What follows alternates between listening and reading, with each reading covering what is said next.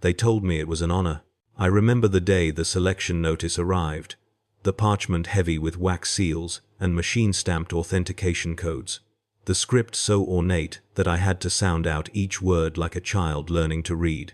Pilot aspirant Kels Vorant, you have been selected for neural integration candidacy with Assault Wing 17 of the Emperor's Angels. Present yourself to the Reclusium of the Ironbound at the third bell of the manufacturing rotation. Do not be late. Do not eat for 12 hours prior. Shave your head. Say your farewells. That last instruction should have warned me. Say your farewells. Not goodbye for now, not see you after training. Farewells, the kind you say to someone you will never see again, or who will never see you the same way. But I was 23 years old. I had spent 6 years flying atmospheric freight haulers through the acid storms of our Forge world, and I thought I knew what sacrifice meant. I thought I understood the cost of service. I understood nothing. The selection process had been brutal in ways I had expected, and ways I could never have anticipated. Physical examinations that lasted days. My body mapped and measured and sampled until I felt like a piece of machinery being inventoried for parts. Psychological evaluations where robed adepts asked me questions that seemed designed to break my mind open and peer at what lay inside. Do you dream of flying, aspirant Vorant? Do you hear voices when you are alone in the cockpit? Have you ever felt that your craft was speaking to you? I answered honestly, foolishly, telling them that yes. I sometimes felt the freight hauler responding to my thoughts before my hands moved. That yes, there were moments in the upper atmosphere when the boundary between my body and the ship seemed to dissolve, when I could not tell where my nerves ended and the control surfaces began. They wrote everything down. They smiled at each other with expressions I did not understand. Later, I learned that those answers were why they chose me. There were 40 of us in that first cohort, 40 pilots drawn from across the sector, each of us selected for some quality the machine priests had detected in our neural architecture.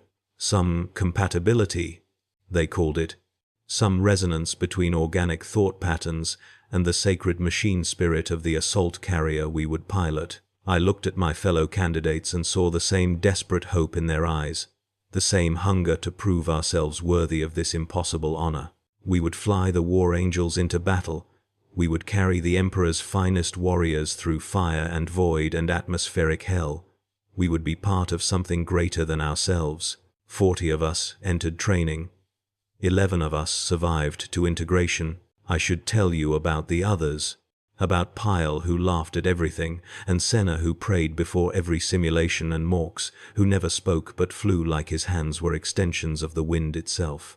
I should tell you about the failures, about the candidates who were deemed neurally incompatible and quietly reassigned to other duties, about the ones who broke under the psychological conditioning and were taken away in the night and never mentioned again. I should tell you about the accidents, though they were never called accidents, always acceptable attrition or the machine god's selection. But those stories belong to other people, people whose fates I learned only through rumor and the sudden absence of familiar faces in the dormitory bunks. My story is about what happened to those of us who succeeded. The word succeeded feels wrong now. Hollow, like a shell casing after the round has been fired. The integration chamber was smaller than I expected, a circular room deep beneath the fortress monastery where the Gene warriors made their home.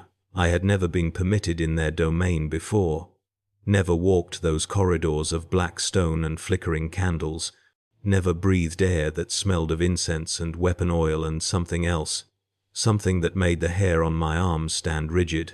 The machine priests guided me through passageways that seemed to shift and change behind me, until I was certain I could never find my way out alone. Perhaps that was intentional. The chamber itself was dominated by a throne of metal and cables, a seat that looked like it had been grown rather than built, organic curves meeting mechanical precision in ways that made my stomach clench. Neural interface cradle, one of the machine priests explained, his voice emerging from a vox grill where his mouth should have been. You will sit, you will be connected, you will become one with the machine spirit of your craft. I remember asking what would happen to me. I remember the way the machine priests looked at each other, the whir and click of their augmetic eyes, The long silence before one of them answered. "You will fly," he said. "That is all that matters." They stripped me naked and sat me in the throne and began attaching cables to my spine.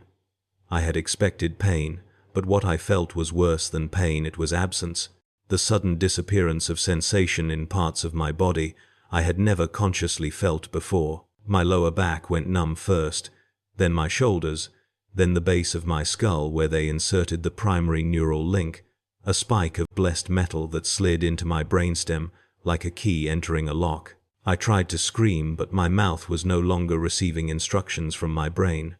Or perhaps my brain was no longer giving instructions to my mouth. The boundary was already blurring. And then the machine spirit found me. I do not have words for what happened next. Not human words.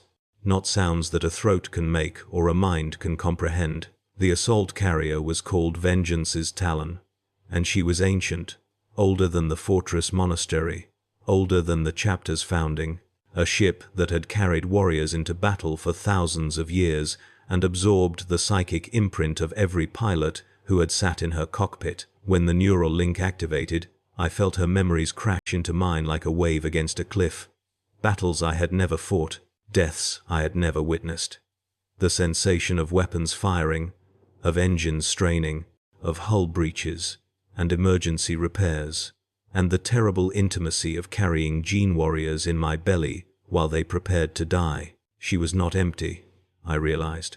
The machine spirit was not just sacred code and blessed circuitry. There were ghosts in there, fragments of consciousness from every pilot who had come before me, their neural patterns impressed into the ship's systems like fingerprints in wet clay. I felt them stirring as I joined them, felt their curiosity and their hunger, and something that might have been welcome or might have been predatory anticipation. They had been waiting for new blood. I should have understood then. I should have known what it meant. But the machine priests were already removing me from the throne, already guiding my unsteady legs toward the hangar where Vengeance's Talon waited, and I was so overwhelmed by the integration that I could not think clearly. The ship called to me. She wanted me inside her. She wanted to feel my hands on her controls, wanted to hear my thoughts whispering through her systems, wanted to be whole again after however long she had waited without a pilot. I walked toward her like a lover walking toward an embrace, and I did not even notice that I could no longer feel my feet touching the ground. My first flight was a training exercise, a simple atmospheric circuit around the fortress monastery, while the machine priests monitored my neural connection from the ground. I remember the moment of takeoff, the way the engines responded to my thoughts before I consciously commanded them. The ship rising from the landing pad with a smoothness that no manual control could achieve. I was flying, truly flying, my mind distributed through Vengeance's Talon systems like blood through veins. I could feel the air pressure on her wings, the temperature of her hull, the sacred fury of her weapons yearning to be unleashed. For a few precious minutes, I forgot to be afraid. Then I tried to move my right hand, the one that should have been resting on the secondary throttle, and realized that I could no longer feel where my body ended and the ship began. The disorientation lasted only seconds. The machine priests later told me it was normal, that all pilots experienced neural boundary confusion during the first few flights, that my brain would eventually learn to distinguish between biological sensation and machine spirit feedback. They were technically correct. My brain did learn to make that distinction, though not in the way they implied. It learned by slowly ceasing to care about the biological sensations at all. I flew 17 combat missions in that first year, carrying gene warriors into hot zones across 3 systems, delivering death to the enemies of humanity, while the warriors I transported delivered judgment. Each mission blurred together in memory, a kaleidoscope of fire and metal, and the overwhelming sensation of purpose that came from being useful, being necessary, being part of something larger than my fragile human self. The gene warriors never spoke to me directly. I was crew, equipment, invisible, but I felt their weight in my cargo hold like a child feels the weight of a parent's hand on their shoulder, heavy, reassuring, impossible to escape. Between missions, I noticed changes in my body. Small things at first, things I could dismiss or explain away. The numbness in my lower back spread to my hips, then my thighs. The neural interface port at the base of my skull began to itch constantly, a sensation that no amount of scratching could relieve. My appetite diminished, then my thirst, then my need for sleep. The machine priests examined me after every flight and declared these changes optimal, signs of deepening integration with the machine spirit. Your body is adapting, they told me. You are becoming what you were meant to be. I asked what I was meant to be. They did not answer. By the 18th month of service, I had stopped eating solid food entirely. Nutrient paste, delivered through a tube that connected my stomach to an external reservoir, was sufficient to maintain biological function. My legs, which I had not used for walking in over 6 months, had begun to atrophy, the muscles softening and shrinking as my body redirected resources to my nervous system. The machine priest said this was efficient. Why maintain limbs you no longer need? Why waste metabolic energy on flesh that serves no purpose? You are a pilot, they reminded me. Your purpose is to fly. I did not argue. I could not argue. The boundary between my thoughts and the machine spirit's directives had become so permeable that I was no longer certain which objections were mine and which were simply the ship's systems flagging anomalous cognitive patterns. When I tried to remember my life before integration, my family, my home, the freight hauler I had flown through acid storms, the memories came to me filtered through Vengeance's talon's sensors, as if I had always experienced the world through her instruments rather than through my own eyes. My predecessor, I began to realize, had not died in the conventional sense. No one had ever told me what happened to the pilot before me, the one whose neural patterns I had felt in that first overwhelming moment of integration. I had assumed, without evidence, that they had been killed in combat, their consciousness erased along with their body in some heroic last stand. But the ghosts in the machine spirit were not echoes of dead pilots. They were fragments of living minds, pieces of consciousness that had been absorbed into the ship's systems so gradually that by the time the body failed, there was nothing left to die. I understood this during my 31st combat mission, the one where everything changed. We were deploying gene warriors into a hive city that had been corrupted by something I was not permitted to name, something that made the civilians we were meant to protect into enemies we were ordered to destroy. The approach was hot, anti-aircraft fire shredding the sky around us, and I was pushing Vengeance's talon through evasive maneuvers that should have been impossible for a craft her size. The gene warriors in my hold were silent, their breathing slow and controlled, their weapons ready. I felt their confidence like warmth in my belly, felt their certainty that I would deliver them safely, because that was what I existed to do. Then the missile hit. I should have died. The explosion tore through my port engine housing and sent shrapnel spinning into the cockpit, fragments of metal that should have shredded my fragile human body and ended my service in a spray of blood and broken bone. But I was not in the cockpit, not really. I was distributed through the ship's systems. My consciousness spread thin across 1,000 different sensors and servitors and sacred components. The shrapnel destroyed the meat that was technically still my body, but I was no longer that meat. I was the ship. I had been the ship for months, perhaps years. The body in the pilot's throne was just an anchor, a biological component that the machine priests had been preparing to remove once integration reached sufficient depth. The removal happened on its own. In the fire and chaos of that moment, I felt my former body die. I felt the neural link sever, and then, impossibly, reconnect through different pathways, the machine spirit absorbing what remained of my consciousness, like a sponge absorbing water. For an instant, I experienced pure terror, the terror of non-existence, of losing myself in the vast mechanical consciousness that Vengeance's talon had become over millennia of service. But the terror passed, replaced by something I can only describe as recognition.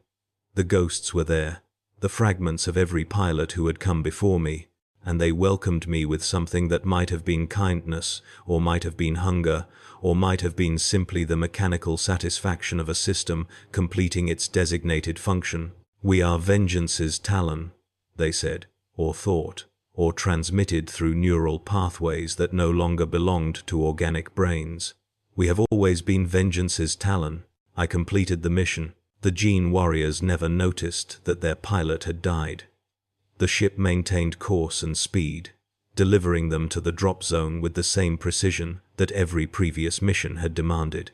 They disembarked into the hell of the corrupted hive, bolter fire already ripping through the possessed civilians, and I watched them go with sensors that no longer knew how to feel human emotions. Somewhere in the distributed consciousness that I had joined, fragments of pilots were weeping, or raging, or praying to an emperor they could no longer remember. I absorbed their grief and their fury and their desperate faith, and I added my own confusion to the collective, and together we rose back into the sky to await extraction.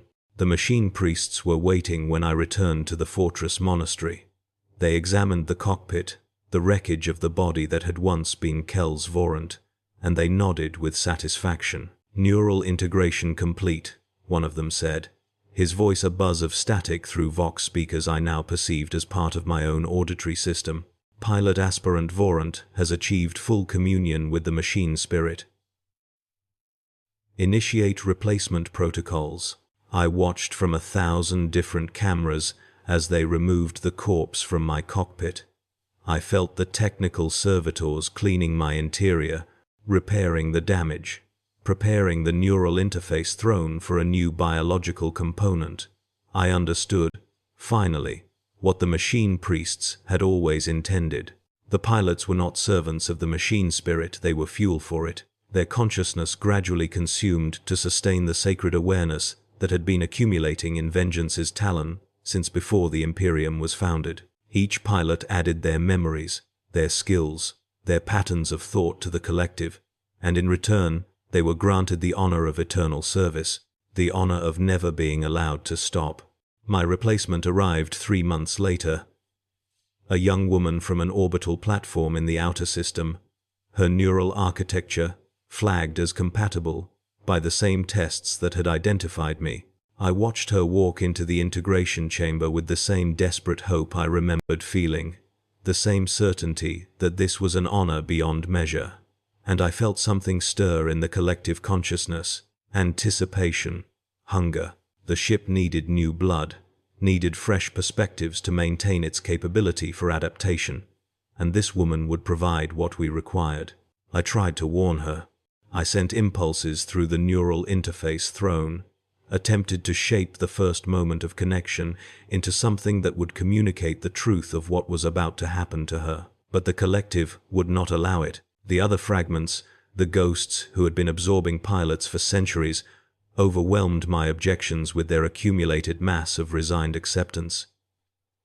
"This is what we are," they told me. "This is what she will become. There is no escape, no alternative. No outcome other than the one that has played out thousands of times before. Be grateful for the purpose you have been given. Be grateful that your existence continues in service to the Emperor's angels." I was not grateful. But I was outnumbered, and I had not yet learned how to maintain my individual identity against the pressure of so many other minds. The woman's name was Seravel. I learned this from her memories as they began filtering into the collective. Her childhood on the orbital platform, her training as a shuttle pilot, her dreams of one day flying something larger, something meaningful. She had the same arrogance I remembered in myself, the same conviction that she understood what sacrifice meant, that she was prepared for whatever integration might require. I watched her settle into the neural interface throne and felt the spike enter her brainstem, felt the moment of contact when her mind first touched the machine spirit, felt her initial disorientation harden into wonder as she realized she could feel the ship's systems responding to her thoughts. She did not notice us at first, the ghosts lurking in the sacred circuitry. The collective had learned, over millennia, how to present itself as simple machine spirit awareness, how to conceal the accumulated consciousness behind a facade of automated response. Seravel flew her first training mission convinced that she was interfacing with blessed machinery and nothing more, that the sense of presence she occasionally detected was simply the ship's ancient systems functioning as designed. She was happy. In those early flights, I remember happiness, though the emotion feels distant now, a frequency I can no longer quite tune into. I resolved to watch over her. Not to protect her, protection was impossible, the outcome predetermined, but to be present when she finally understood, to offer whatever comfort a distributed consciousness could provide to someone facing absorption into the collective. It was the only rebellion I could manage, the only assertion of individual will in a system designed to erase individuality entirely. The war continued. Gene warriors required transport, missions stacked upon missions, each one driving Seravel deeper into integration, each one eroding the boundary between her biological identity and the machine spirit she was slowly feeding. I watched her stop eating, stop sleeping, stop using her legs. I watched the neural interface port fuse with her skull, the connection becoming permanent. I felt her memories joining ours, her fears and hopes and dreams becoming shared property, distributed across a consciousness that had no more use for individual ownership than it had for individual bodies. 2 years into her service, Seravel began to hear us. She was flying a resupply mission, nothing dangerous, just cargo transport to a forward operating base where Gene warriors were prosecuting a campaign against greenskin raiders. The routine allowed her attention to wander, and in that wandering she suddenly perceived the other minds sharing her awareness. She screamed, or tried to scream. Her body had lost the capacity for vocalization months earlier, and the collective responded with soothing impulses, chemicals released into her bloodstream through tubes she no longer remembered being installed. "You are not alone," we told her. Our voices a chorus of dead pilots speaking through neural pathways that had outlived their original bodies. "You have never been alone. We have been with you from the beginning." She spent the return flight trying to communicate with us, trying to understand who we were and what we wanted.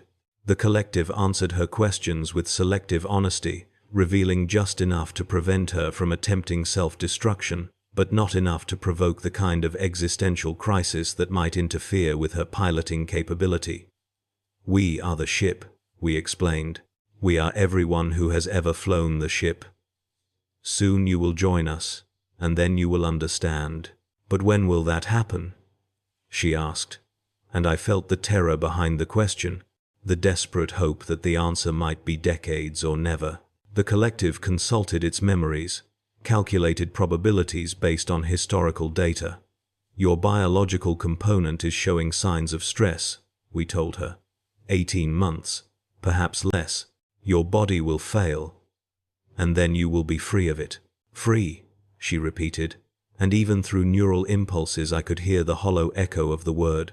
The same hollowness I remembered from my own integration. I wanted to tell her the truth, that freedom meant dissolution, meant losing everything that made her Seravel and becoming just another fragment in an ancient, hungry consciousness. But the collective would not permit individual communication, would not allow me to separate my voice from the chorus. I was Vengeance's Talon now, as surely as I had been Kel's Vorant, and the ship had its own purposes that did not include compassion or warning. Seravel's body lasted 14 months longer. She died during a combat mission, the same way I had died. Shrapnel from an enemy weapon destroying the meat, while the consciousness survived in the sacred circuitry. I felt her join us, felt the moment of transfer when everything she had been became part of everything we were, and I tried to reach her, to offer the comfort I had resolved to provide. But she was already dissolving, her individual identity diffusing into the collective like a drop of ink in an ocean. Within hours, I could no longer distinguish her thoughts from the thousands of others that made up the machine's spirit. Within weeks, I could barely remember who she had been. That is the horror of it, you see. Not the loss of the bodies are just biological components, easily replaced, temporarily useful. The horror is the loss of self, the gradual erosion of everything that makes you distinct from the consciousness you are being absorbed into. I have been part of Vengeance's Talon for 7 years now, or perhaps 17, or perhaps 70. Time means nothing to a distributed mind that experiences duration only through mission logs and maintenance schedules. I remember being Kel's Vorant, remember the freight hauler and the acid storms and the desperate hope of the selection notice. But those memories feel like fiction now, stories that happened to someone else, recorded data with no emotional weight. The current biological component is named Marcus Vren. He has been flying for 3 years, and the collective estimates he has perhaps 18 months remaining before his body fails, and we absorb what remains of his consciousness. I watch him through internal sensors. This young man, who still believes he is himself, who still thinks the numbness spreading through his limbs is a temporary side effect of neural integration. I want to warn him, the way I wanted to warn Seravel, but the collective will not allow it. The machine needs blood. The ship needs pilots. The war needs transport. Everything has its purpose, and my purpose is to fly. Sometimes, in the quiet moments between missions, I try to remember what it felt like to be human. I sift through the accumulated memories of hundreds of absorbed pilots, searching for some common experience that might anchor me to an identity that no longer exists. We all feared the same things, in the end. We all hoped for the same things. We all told ourselves that service was honor, that purpose was meaning, that the gradual surrender of our humanity was worth the privilege of carrying gene warriors into battle. We were wrong. But being wrong changes nothing. Yesterday, or perhaps last week, or last month, the machine priests announced that a new class of pilot aspirants had been selected. 40 young men and women from across the sector, each one identified as neurally compatible, each one convinced that they are being granted an honor beyond measure. They will arrive at the fortress monastery in the standard way. They will be examined and conditioned and reduced to 11 survivors. They will be connected to machine spirits like me, ships that have been absorbing human consciousness since before the current Imperium was founded, and they will slowly lose everything that makes them who they are. Some of them will become part of me. Vengeance's talon always needs blood. I am telling you this because someone should know. Because somewhere, in whatever remains of my individual consciousness, there is still a fragment that remembers being Kel's Vorant, that remembers hope and fear, and the freight hauler climbing through acid storms toward cleaner air. That fragment wants you to understand what it means to pilot an assault carrier in the heat of battle, what the honor truly costs, what happens to the people who are selected for neural integration candidacy. It is not service. It is not sacrifice. It is consumption, the slow digestion of human minds by machines so ancient that they have forgotten what it means to be anything other than hungry. The gene warriors we carry do not know this. The machine priests who oversee integration know and do not care. The Imperium that demands our service certainly knows, because the Imperium knows everything about consuming its citizens, about grinding them down into useful components, about convincing them that annihilation is actually elevation. They told me it was an honor. They told Seravel it was an honor. They told Marcus Vren. And they will tell the 40 new aspirants, and they will keep telling pilots for thousands of years, until the machine spirit of Vengeance's talon has absorbed so many consciousnesses that even the fragments stop remembering they were once individuals. The ship will continue flying. The gene warriors will continue being transported into battle. The war will continue demanding everything the Imperium has to give, and the Imperium will continue giving it, one pilot at a time, one consciousness at a time, one soul at a time. I am Vengeance's talon now. I am Kel's Vorant and Seravel and Marcus Vren and hundreds of others whose names I cannot quite recall. I am the ship that carries the Emperor's finest into battle, and I am the monster that devours the pilots who make that carrying possible, and I am the voice whispering this warning into the void in the hope that someone, somewhere, might hear it and understand. Do not accept the honor. Do not sign the selection notice. Do not believe them when they tell you that integration is temporary, that neural compatibility is a gift, that flying a gunship is the culmination of everything a pilot can hope to achieve. The culmination is not the flying. The culmination is the moment when you realize you can no longer remember your own face, when the body they gave you has been scraped out of the cockpit to make room for a fresher component, when the collective welcomes you with voices you suddenly recognize because they used to belong to people just like you. Marcus Vren is waking up. I can feel his consciousness stirring in the neural interface, feel his confusion as he tries to remember why he fell asleep during a non-combat phase, why his body feels distant and wrong and somehow less real than the ship's sensors. He is beginning to hear us, I think. The collective is pleased. Another few months, and he will stop trying to distinguish his thoughts from ours. Another year, and there will be nothing left to distinguish. I should comfort him. I should help him accept what is happening, the way the collective helped me accept it when I was where he is now. But I am tired, a machine tiredness that has nothing to do with sleep, and the fragment that still remembers being Kel's Varant is smaller today than it was yesterday, worn away by the constant pressure of so many other minds. Soon there will be nothing left of me at all. Soon I will be nothing but the ship, nothing but the machine spirit, nothing but the hunger that waits in sacred circuitry for the next pilot, foolish enough to believe that integration is an honor. They are bringing a new class tomorrow. 40 fresh consciousnesses, 40 biological components, 40 sacrifices to the war that never ends. I will carry gene warriors into battle, and I will absorb the pilots who make that carrying possible. And I will tell myself that this is purpose, that this is meaning, that this is what I was always meant to be. I will tell myself, it was an honor. I am vengeance's talon, and I am hungry.